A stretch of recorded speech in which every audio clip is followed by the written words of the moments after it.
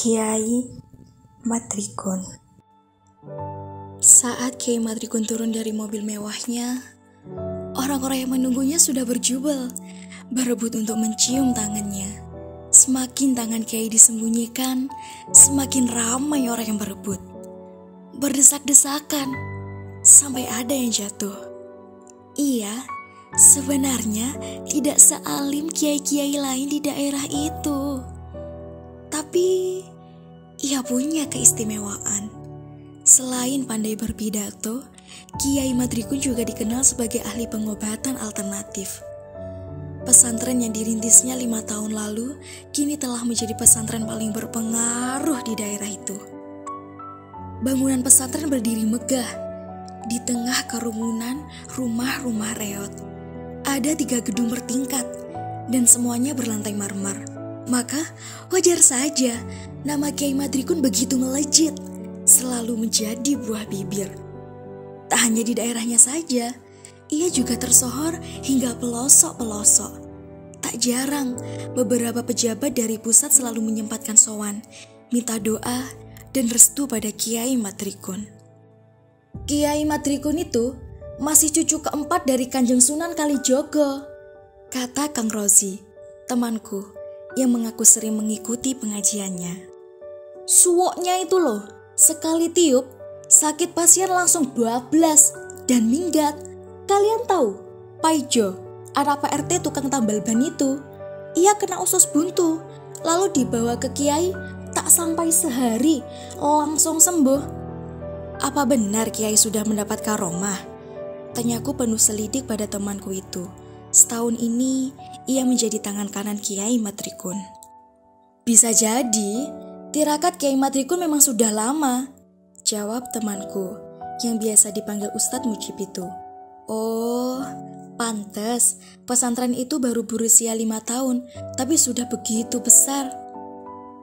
5 tahun lalu, untuk pertama kalinya Madrikun menjadi orang linglung.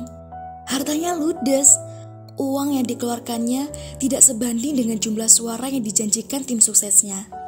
Ia tidak saja kalah dalam pemilihan calon anggota legislatif, tapi juga merasa telah dihianati. Saat itu, aku masih kuliah semester 2 di Yogyakarta. Lalu ia stres dan sempat dirawat beberapa hari di rumah sakit, sampai badannya kurus dan rambutnya tak terurus. Aku ingat betul waktu itu, karena jarak rumah Madrikun dengan rumahku sekitar 500 meter saja. Aku tidak menyangka dia sampai sakit seperti itu karena rumahnya sudah terjual dan utang-utangnya menumpuk. Istri dan 2 anaknya meninggalkan Madrikun dalam keadaan sakit jiwa. Madrikun kemudian tinggal bersama emaknya yang sudah tua di pinggiran kampung. Rumahnya kecil dan lapuk. Mbok Piah, begitu orang kampungku menyebut ibu Madrikun, merawat anaknya dengan telaten. Karena Madrikun sakit jiwa, anak-anak kampung sering menggoda dan memperlakukannya sebagai mainan. Sambil cengengesan, mereka mengusik Madrikun. Orang gila, orang gila. Lidah anak-anak itu dijulur-julurkan ke muka Madrikun. Madrikun mulai marah. Ia mengejar anak-anak usil itu.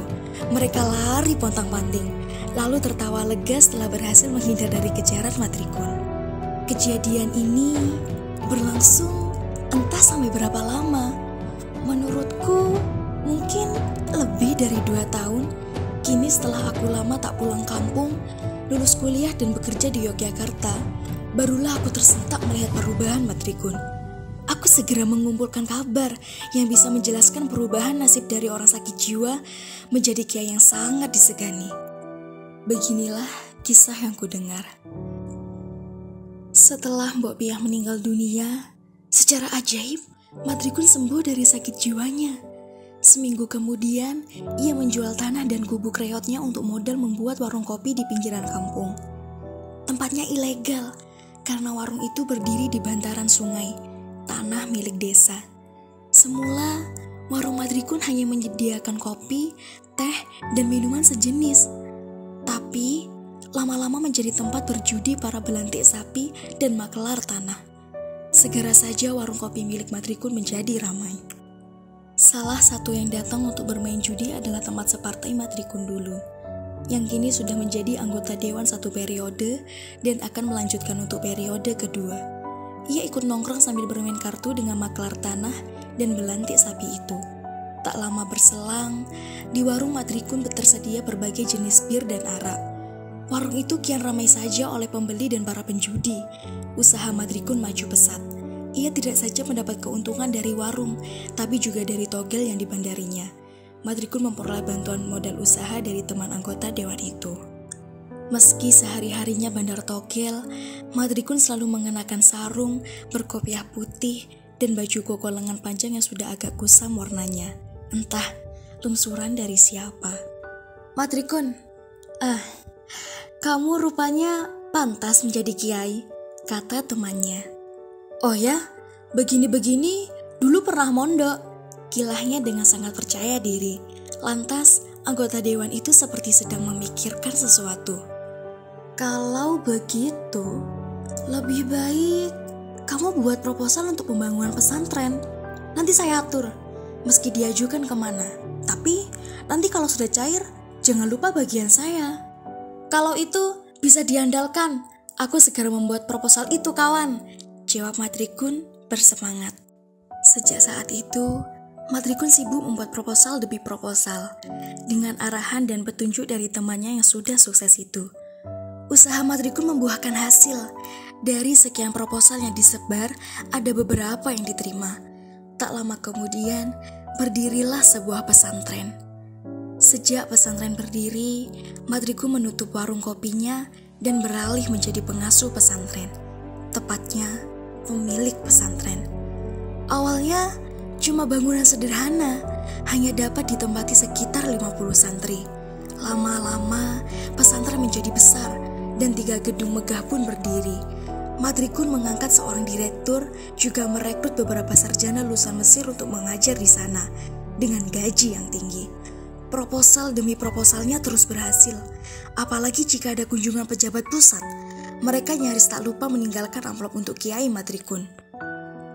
Tak hanya itu, Madrikun juga sering bolak-balik dari kampung ke kota. Dalam seminggu, kadang sampai 2 kali, ia turut membantu teman anggota dewan itu mengurus proyek-proyek bernilai miliaran. Adapun cerita mengenai keahliannya dalam pengobatan alternatif, sekilas pernah ku dengar kabar. Ia memang pernah tinggal di hutan dan melakukan tirakat di sana. Konon, setelah menjadi orang sakti, Madrikun terlibat dalam pencurian kayu. Menurut cerita dari mulut ke mulut, saat ada razia judi besar-besaran, Madrikun tiba-tiba menghilang begitu saja. Menjelang zuhur, masyarakat di kampungku dikejutkan oleh pemandangan ganjil. Sejumlah orang tiba-tiba datang menjemput Kiai Madrikun. Ia diringkus paksa dengan tangan diborgol, lalu digiring ke dalam mobil khusus. Sementara itu, petugas lain memasang papan nama dengan tulisan, "Bangunan ini dalam pengawasan KPK," di halaman depan pesantren. Dari jarak yang tak seberapa jauh, sejumlah orang melihat peristiwa itu dengan sorot mata yang redup. Tak tampak lagi kerumunan orang berebut untuk mencium tangan Kiai Madrikun. Satu orang pun tidak. Karya Agu Irawan.